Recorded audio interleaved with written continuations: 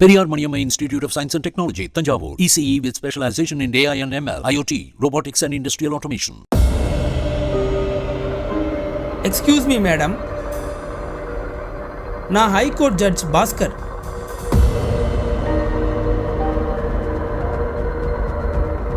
SP ஆபீஸுக்குள் நுழைந்த மர்ம நபர்.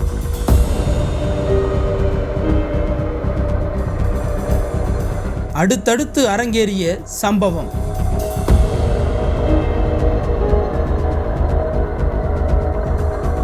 விசாரணையில் வெளியான பூகம்பம்.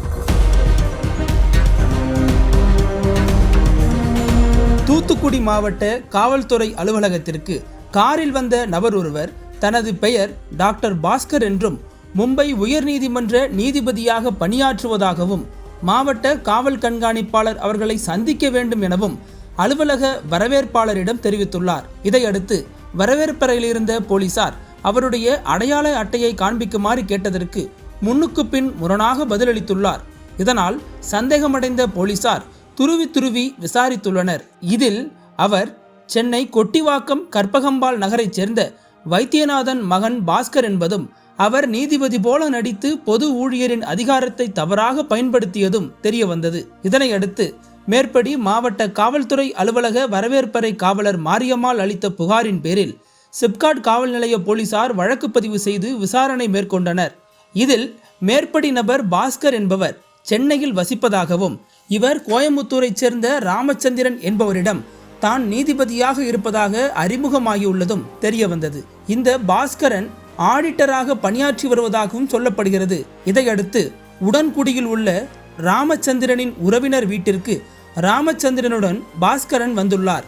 அப்போது ஒரு பிரச்சனை தொடர்பாக மெஞ்ஞானபுரம் காவல் நிலையம் சென்று எஸ்ஐயிடம் தனக்கு சாதகமாக செயல்பட வேண்டும் என கூறியிருக்கிறார். மெஞ்ஞானபுரம் காவல் நிலைய எஸ்ஐ உண்மைத்தன்மையின் அடிப்படையில் தான் செயல்பட முடியும், நீங்கள் சொல்கிற மாதிரியெல்லாம் செயல்பட முடியாது என கூறி திருப்பி அனுப்பியுள்ளார். இதனால் மெஞ்ஞானபுரம் காவல் நிலைய எஸ்ஐ மீது மாவட்ட காவல் கண்காணிப்பாளரை சந்தித்து புகார் அளிக்க மாவட்ட காவல் அலுவலகம் சென்று தன்னை நீதிபதி என கூறி நடித்துள்ளது தெரிய வந்துள்ளது. இதையடுத்து மேற்படி நபர் பாஸ்கரை சிப்காட் காவல் நிலைய போலீசார் கைது செய்து சிறையில் அடைத்துள்ளனர். மேலும் அவர் பயன்படுத்திய காரையும் பறிமுதல் செய்துள்ளனர்.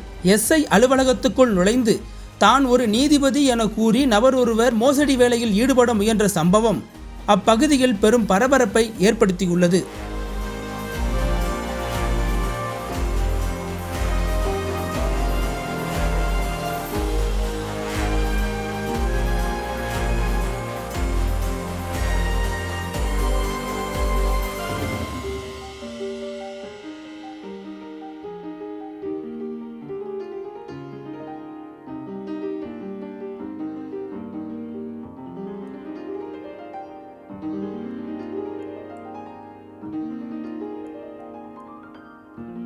தமிழகத்தின் அரசியல் புலனாய்வு வரலாறு நக்கீரன் பப்ளிகேஷன்ஸ். இந்த கோடை விடுமுறையை புத்தகங்களுடன் கொண்டாடுங்கள். கோடை காலத்தை முன்னிட்டு ஏப்ரல் 23 முதல் மே 30 வரை நக்கீரன் வெளியீடுகளான அனைத்து நூல்களுக்கும் 25% சிறப்பு தள்ளுபடி. புத்தகங்களால் கோடையை கொண்டாடுவோம்.